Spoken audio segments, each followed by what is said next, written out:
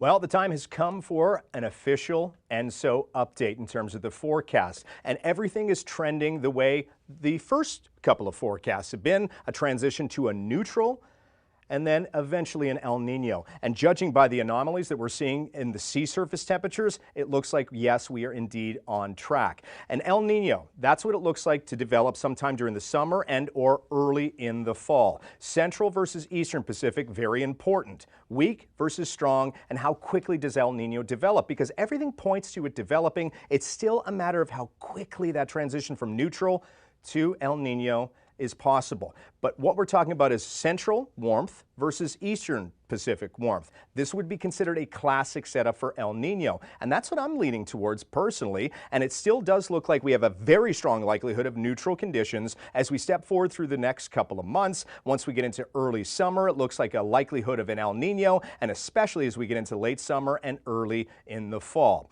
What it means, ENSO, if you're not familiar, is the El Nino Southern Oscillation. And it's really the correlation between the sea surface temperatures and the atmosphere that we can use with an El Nino versus a La Nina versus a neutral to depict seasonal forecasts, which I'm not going to go into that yet, but I'll put this on your calendar for you. April 15th, we'll give you here from the Weather Network a sneak peek at our summer forecast. But one thing's for certain, if the El Nino does develop as it's expected to, that would mean less hurricanes in the Atlantic and more hurricanes in the Pacific.